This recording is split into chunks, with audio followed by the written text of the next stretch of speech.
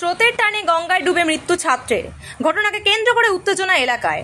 পানিহাটি বালক ব্রহ্মচারী ঘাটের ঘটনা নিয়ন্ত্রণে খর্দা থানা পুলিশ। স্থানীয় সূত্রের খবর, দশম শ্রেণীর ছাত্র যুবরাজ সাউ খর্দা পিকে বিশ্বাস রোড পুরানি বাজার এলাকার বাসিন্দা। স্কুলে পরীক্ষা শেষে দুপুরবেলা 3 বন্ধুর সাথে সোদপুরে পানিহাটি বালক ব্রহ্মচারী গঙ্গার ঘাটে স্নান করতে যায়। সেই সময় স্নান করতে গিয়ে ডুবে যায় যুবরাজ। ঘটনা দেখে 2 বন্ধু ঘটনাস্থল থেকে পালিয়ে যায়। এরপর এলাকার স্থানীয় মানুষরা খবর দেয় খর্দা থানার পুলিশকে।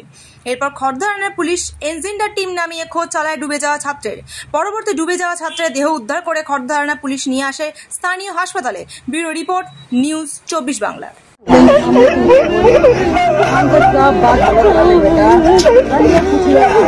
हमें सब पर्दा का इतना करना चाहिए, इतना अच्छा रहे माँ बाप को देखे, माँ बाप ना देखे तो सवाल कर ले। माँ जब देखेगा इतना जरूरी था कि माँ को